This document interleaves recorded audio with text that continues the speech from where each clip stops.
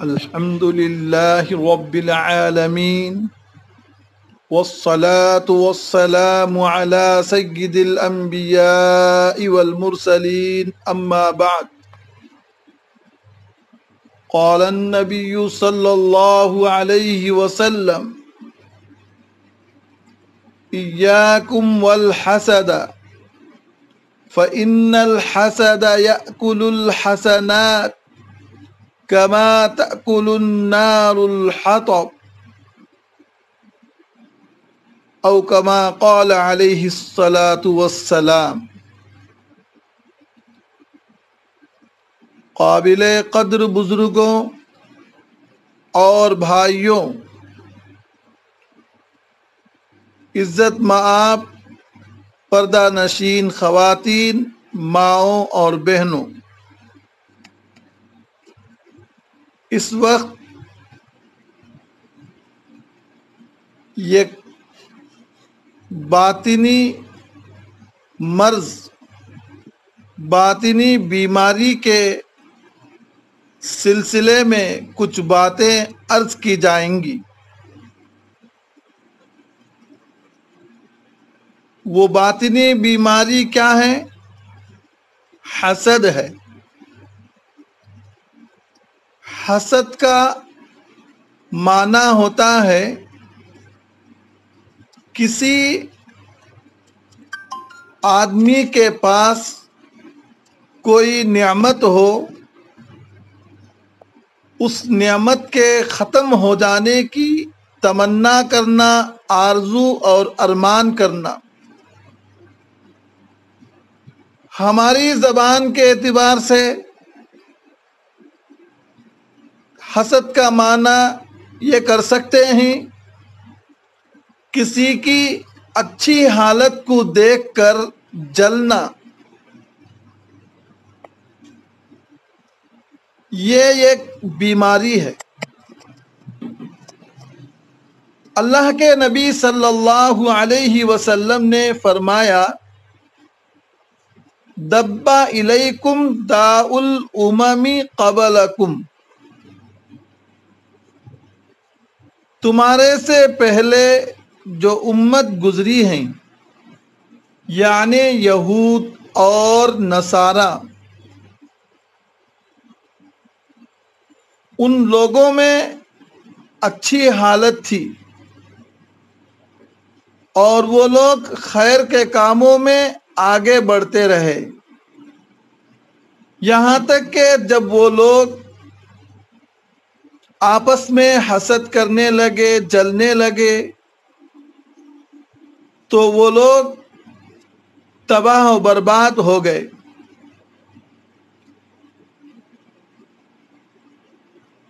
اسلام کے شروع میں ایمان والوں کے درمیان آپس میں حسد اور جلن نہیں تھا، یہ ایک دوسرے بھائی بھائی کی طرح مل جل کر رہتے تھے۔ آپ صلی اللہ علیہ وسلم نے فرمایا، پہلی امتوں میں جو بیماری تھی یعنی حسد، دوسرے کی اچھی حالت کو دیکھ کر جلنا، تمہارے اندر بھی آہستہ آہستہ سے، یعنی غیر محسوس طریقے سے، جیسے بلی جب چوہے کو دیکھ لیتی ہے، اس کو شکار کرنے کے لیے پنجے ایسے انداز سے دباتی ہے کہ چلنے کی آواز تک بھی نہیں آتی ہے، اسی طرح آہستہ آہستہ سے چل کر یہ بیماری اس امت میں بھی آ رہی ہے۔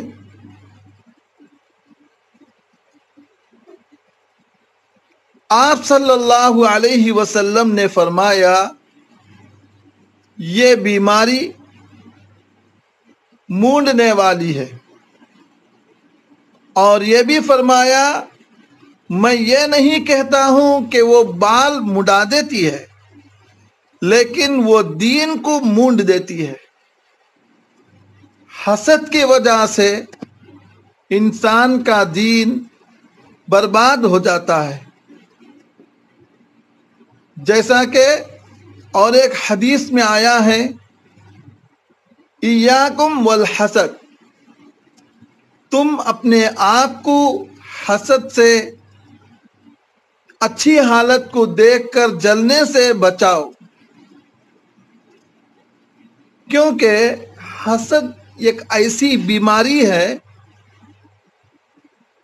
کہ جیسے اگر کوئی لکڑی ہے، اس میں آگ لگ گئی تو آگ تھوڑا تھوڑا تھوڑا کر کے ساری لکڑی ختم کر دیتی ہے. اسی طرح ایک ایمان والا محنت کر کے نیکیاں کرتا ہے، نیکیاں کماتا ہے.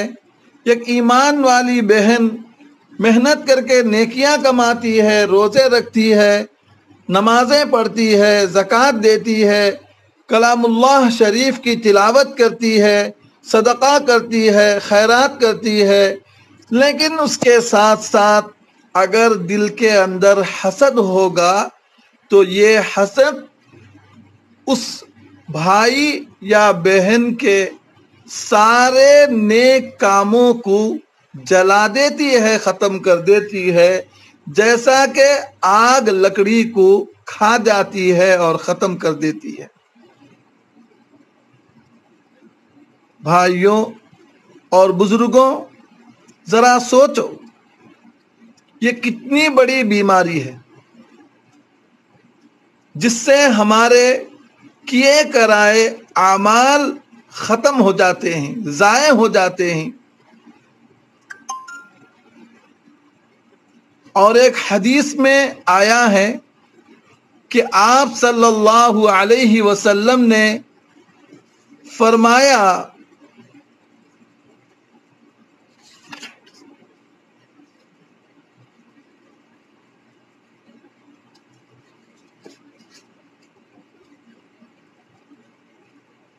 لوگ مسلسل خیر پر قائم رہیں گے جب تک باہم حسد سے بچتے رہیں. سمجھے؟ اب ہمیں خیر کے اندر ہیں اور بھلائی کے اندر ہیں، اس کی نشانی یہ ہے کہ ہم آپس میں ایک دوسرے سے حسد نہ کریں. یہ بیماری ہے، معلوم ہو گیا تو اس کا علاج کرنا چاہیے. اس کا علاج کیسے ہوگا؟ اس کا علاج یہ ہے کہ ہمارے دل کے اندر اس طرح حسد کی بیماری ہو، کسی اللہ والے سے رجوع کریں، کسی شیخ یا بزرگ کے پاس جائیں اور اپنی بیماری کا تذکرہ کریں. جیسے اگر کوئی آدمی ہے، اس کو بخار آ گیا تو ڈاکٹر کے پاس جاتا ہے اور اپنی بیماری کا تذکرہ کرتا ہے.